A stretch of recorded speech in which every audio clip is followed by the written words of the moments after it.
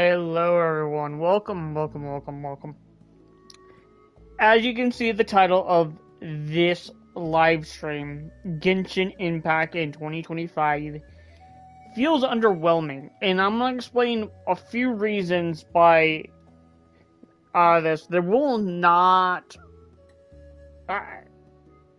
I'll go in more depth on this, but I'll explain of these topics 1, 2, 3, 4, 5, 6, 7, 8, 9, about 9 different topics, and that could be fixed in Genshin Impact, and I'm going to explain why Genshin Impact is underwhelming, and it might not seem like it is. It might seem like it's like overwhelming due to the fact that if you are a new player, you not only have all Mondstadt story quests, you got all Leeway story quests, all the Inazuma, Sumeru's, Fontaine's, Natlan story quests, you got all the character story quests, you got all the hangouts to do, you have all these side objectives, you got the sibling story quests,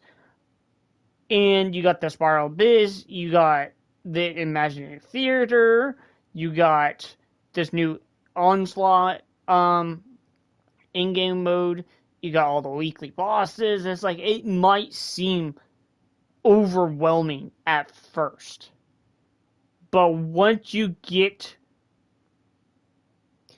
I wouldn't say get, I mean, once you beat Mondstadt, mainly, it's the same thing over and over. There's nothing really going to it for it besides the story, and I'll explain. So the things we're going to be talking about is the story, the combat, the gacha system, the in-game, the character balance, the co-oping, the grinding, and the potential rewards and possible modes they could potentially bring to Genshin Impact to make it better. I feel like Genshin Impact at this point in 2025 has to step up. It really does need to step up due to the fact that all these new games that's coming out, I believe it's Silver Palace is gonna come. It's an open world gacha, like more of a Western style game, and it's gonna be the same thing as, and you got Wandering Waves, you got Astra Familia that's coming out soon, you got I believe Duet Night that's coming out. These gacha games are gonna come out and just completely bury Genshin Impact if they do not step up this year. I really think Genshin Impact is a bit underwhelming. And I'm explaining here why the story, and before I do this, there will be some spoilers. So if you are not wanting to listen to spoilers, Into my do eyes not click on this video, or you can fast forward. You'll like what you see. I'm going to quickly go over the story. If you are interested in playing the story, I do recommend playing it. It does have a unique story, but again, the game does feel really disappointing and really underwhelming once you get to that point.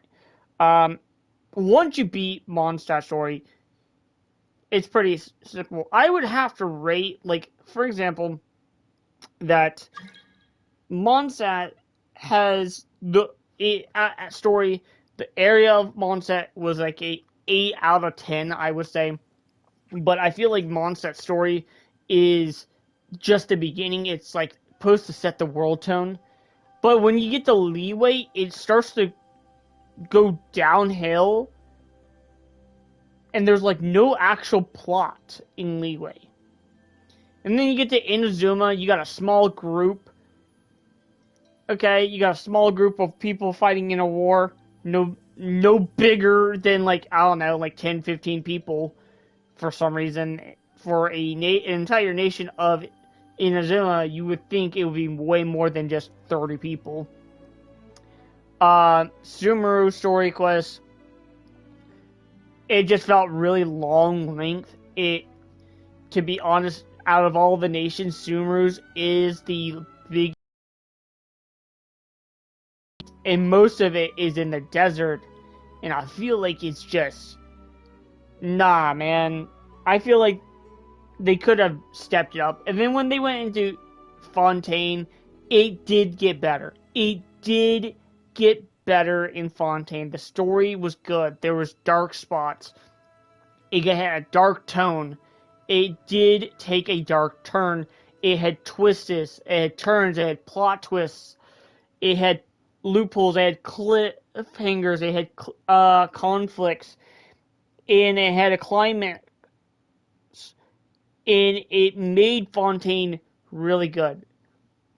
But then we went from Fontaine to Natlan, that went up, and then just dropped. Because most of this nation was just you talking. It wasn't really much of a war of a nation of war, until the last two acts where you were fighting the abyss. It set a tone of dark tone of thousands of people dying in this war. And that's what they didn't show, and I wish they did show that. I wish they had more impactful characters dying in Natlan, not just one or two characters. I would have wanted to see a character that you would typically play die, and just left it like that. Just had the character, killed off a character. As much as people don't not like that, I feel like having a character that dies that had more of an impact of you got attached to, you're feeling to that, and then just kill them off because you only met the character a few times, is not really that much of an impact of the story. And it did get better with the sibling story. The sibling story did get better, but mainly the voice acting being canceled. It's not the developer's fault. It's not the game's fault. The voice actors being on strike. It really killed the story content. Especially in the last stream of Genshin, where I was playing the sibling story, and my sibling and my character was talking, and there was no voice dialogue at all in a cutscene that was the biggest plot in the story, and it's supposed to set a huge tone in this what is here to come, and they just no voice act. And I wish they just just did not release it until the next patch at that point. Voice acting does come in factors of this. Yes, you don't have to have that, but I feel like that needs to be stepped up and not just taken lightly. The combat, I feel like the combat is a lot of fun. It's just crazy how certain characters just don't even need a team, okay, to shine. The gacha system. I really, really, honestly, I need to talk about this. The gacha system. It's $475 for a fucking guaranteed 5-star character. Okay? That's a lot of money. That is a lot of money for a pixelized character. Okay? And the thing is, if you wanted to max this character and max out and get their weapon and max out their weapon, it would take you at most $5,500 and something for a single individual character. Okay,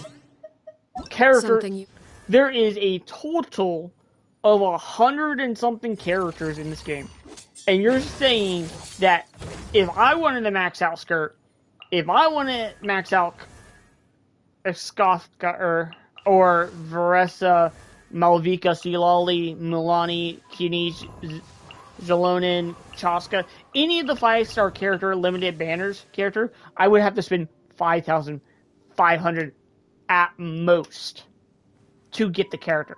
If not minimum of 2,000. Okay? That is absurd. And I feel like the gacha system needs to get better. Due to the fact that we are guaranteed copies of the 5-star character in Wandering Waves if we pull enough resources. If we already have the character and we have saved enough resources, we can get copies of their constellations. I don't know why Genshin hasn't done this, but that's crazy. And we're guaranteed on the weapon banner. Where Genshin, we have to spend basically the same amount for a character. I feel like that is ridiculous, in my opinion. I feel like if Genshin wants to stay above the water, they need to drop the pity system. Instead of 90, drop it to 50. Like, honestly, 50 pulls is nothing. That's 200 and something dollars per character, and a roughly $2,500 per max character. If you just drop the the pity to 50 on the character banner and 40 pity on the weapon banner. I feel like, yes, you gotta make some marketing here, but if you make the pity system lower, the chances of people spinning for copies of characters increase. Meaning that Genshin will start to make more money if they just do this. In-game content. I'm gonna straight just say this. In-game content is fine. As long as it is accessible for someone that is free to play. Saying that if a player is free to play. Example. If it's free to play, if I can't take Diluc, Jean, or any of the free 5-star characters from the standard banner, and I can't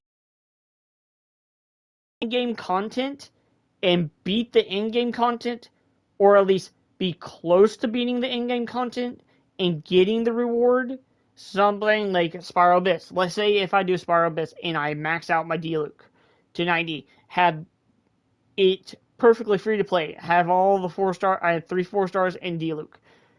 If I cannot 30-star the Spiral Abyss with a free 5-star standard character, that is not content that is meant for new players. That is content for whales. It is not fair for someone, and I'm using this for an example. I can do the content because I spend money in the game. I'm just worried that my friends can't get into the game and not be able to get to do the in-game content because the in-game content is too hard. Increasing the health pool of an enemy doesn't mean good content or harder content.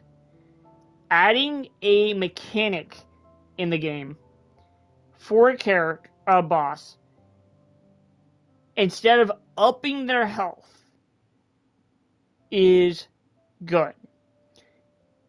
Let's say, for example, I'm gonna use this as an example. There is a Hydra boss in the Onslaught.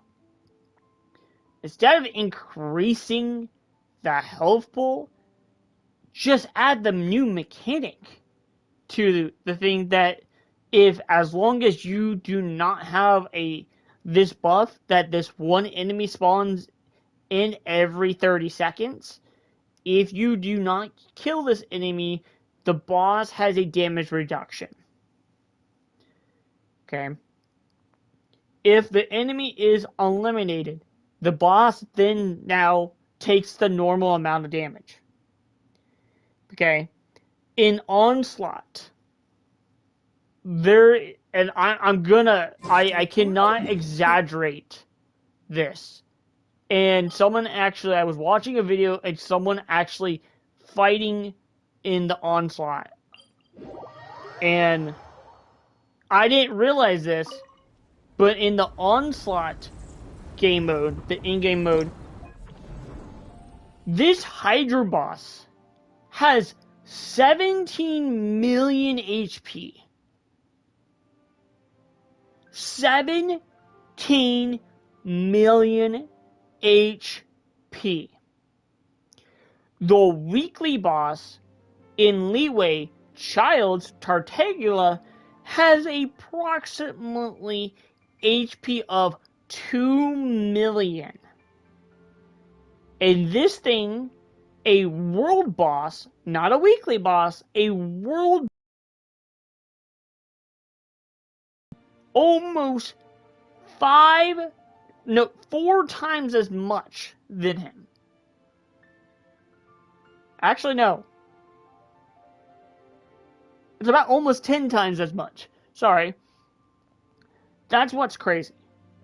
It's not the fact that the in-game content has to be hard. The in-game content has to be enjoyable. If the in-game content is enjoyable, it's easy to have free-to-play players be able to jump in and do the lower difficulties, that's fine. But upping the health pool that much is a big no-no. It is crazy that I'm watching people with C6 characters, which, by the way, I don't have a C6 character at all.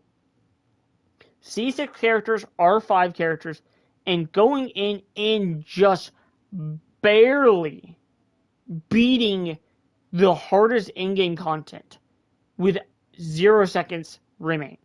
Or even if you have the teams built.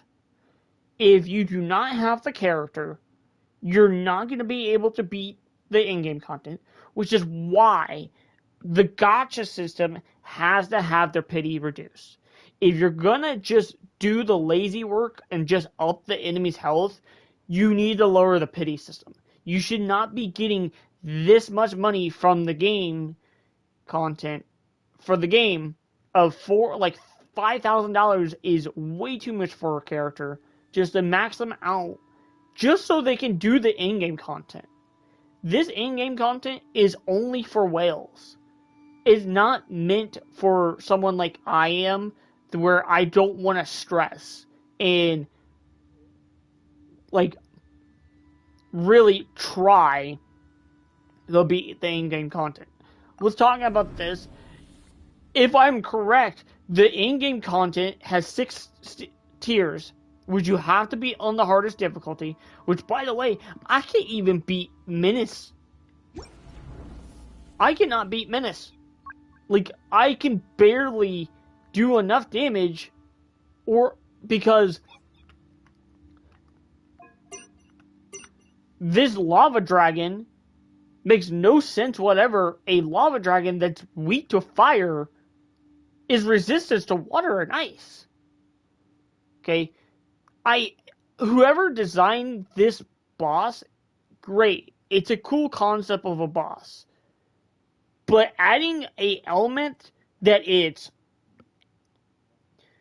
like saying, oh, I can put the fire out with fire. How does that work? Okay. Character balances.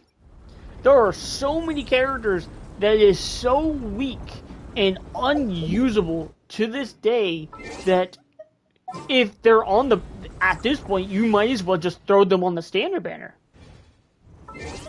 At that point. We'll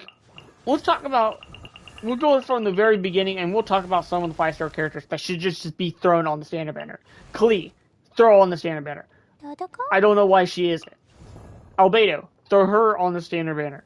Him on the standard banner. He's not that good as people I was told. Zhao, I heard Xiao's kind of okay. I heard Hu Tao is kind of okay. I heard Yoimiya is okay.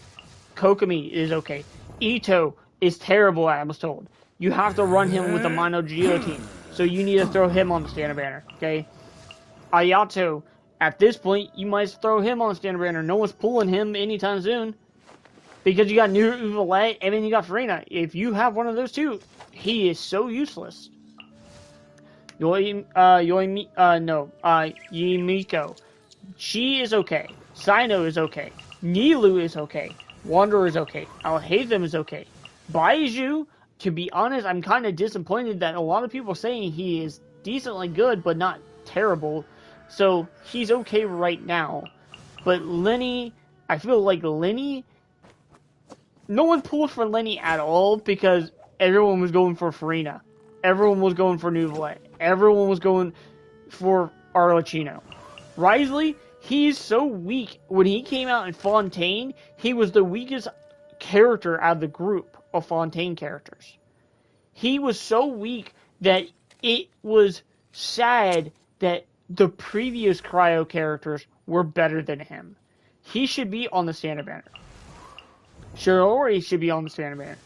Emily should be is really strong. Surprisingly, she's not on the standard banner, but because she's strong, she's not going to be. Kenichi and Mulani is really good. Like all these characters. Oh, I forgot Eula. Eula should be on the standard banner as well because of how bad her kit is. Okay, I'm sorry, but I have Eula. And I feel like Eula could have had such a huge impact to the game, but I feel like she needs a major buff, or at least a major rework. Okay? I feel like... What other characters I feel like needs to be addressed? I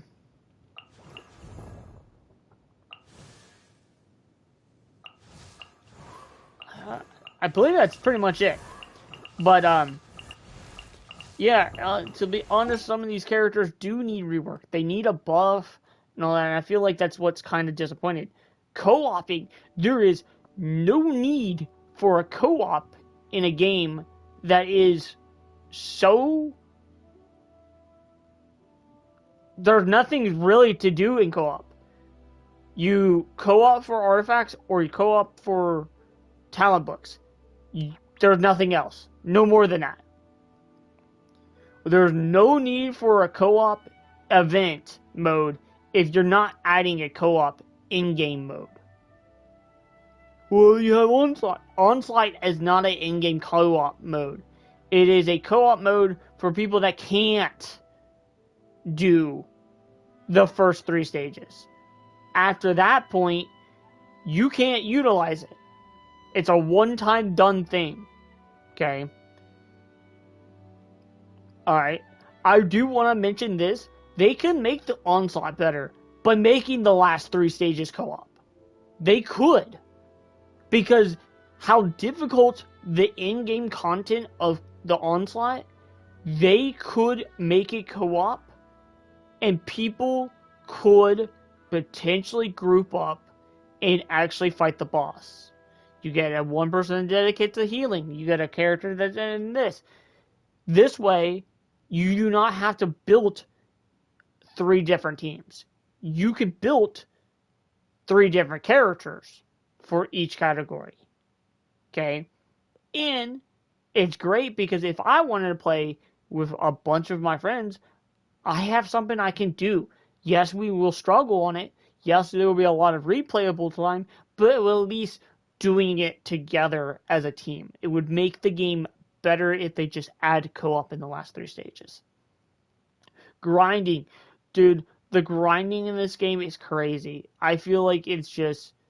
I'm wasting so much resin just to grind up a character so I can do imaginary theater, and then two patches later that character's nerfed, or that character gets power cracked by a new character. And then I am back to the drawing board, spending all my time grinding for a character all the way up to max level. And once I get to max level on that character, I have literally like a day to use them, and then one day later, back to the drawing board.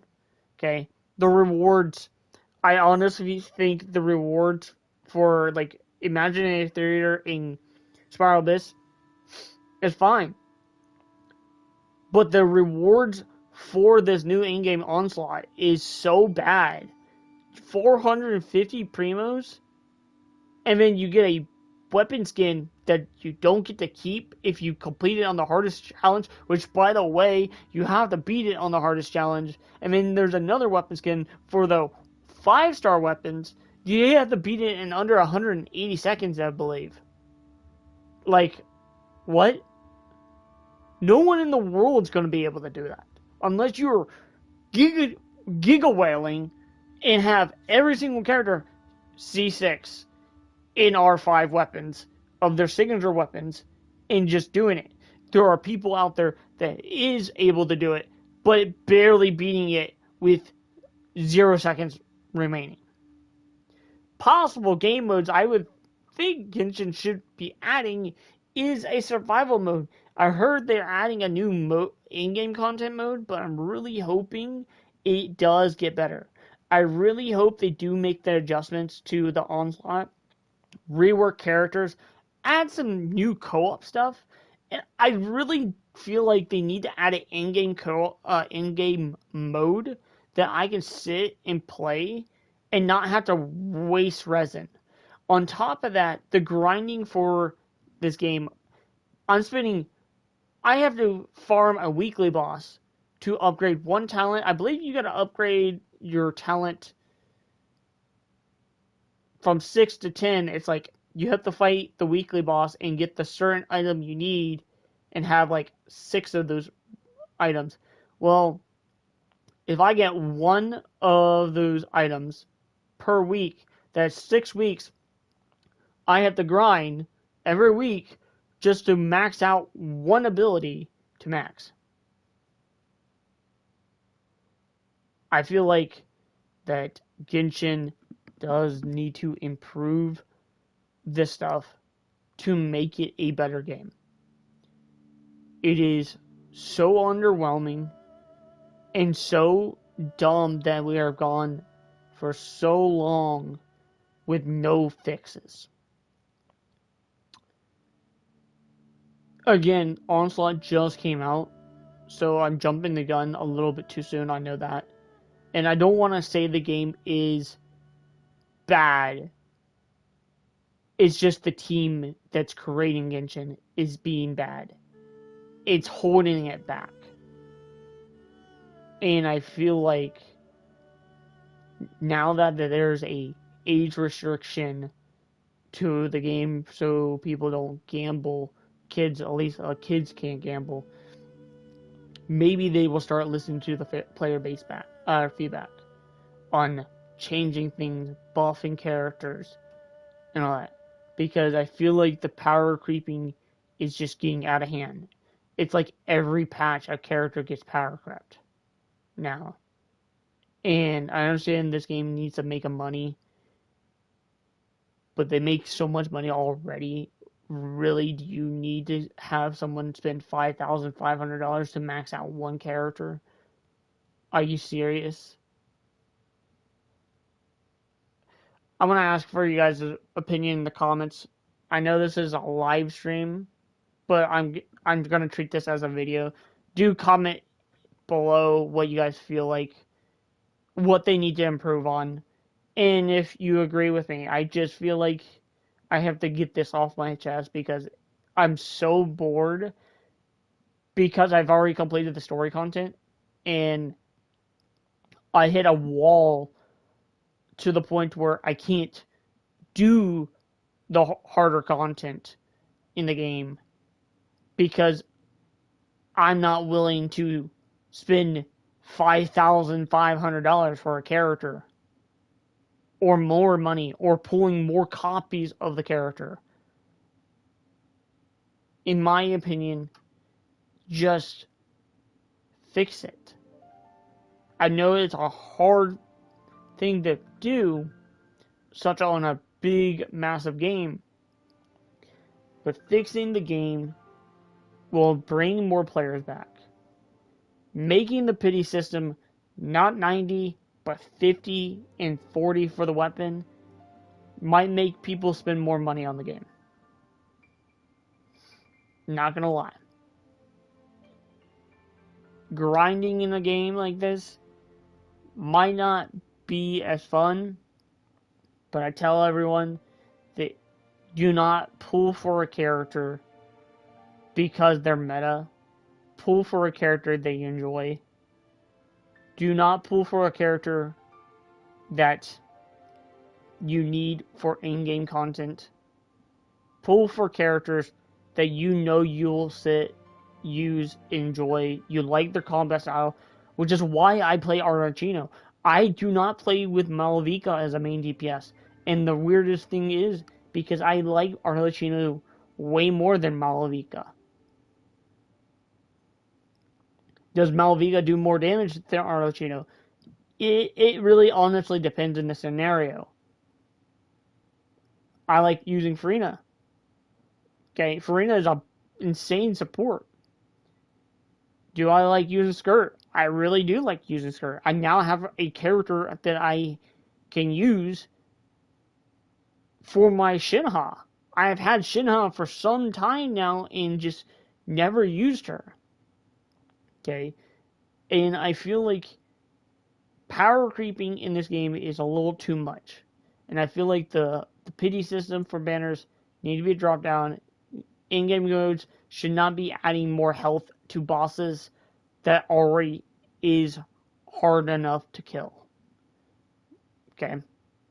Yes, I've killed some bosses in 15 seconds. Yes, I've killed some bosses in this seconds. Man, I'm just so tired of this. I'm really to the point where to make a game better, you need to seriously take the feedback of the players and listen. Because I'm telling you this, no one's going to grind the in-game content on the hardest difficulty for a weapon skin that they don't get to keep. That being said, thanks for watching. I'll catch you guys later.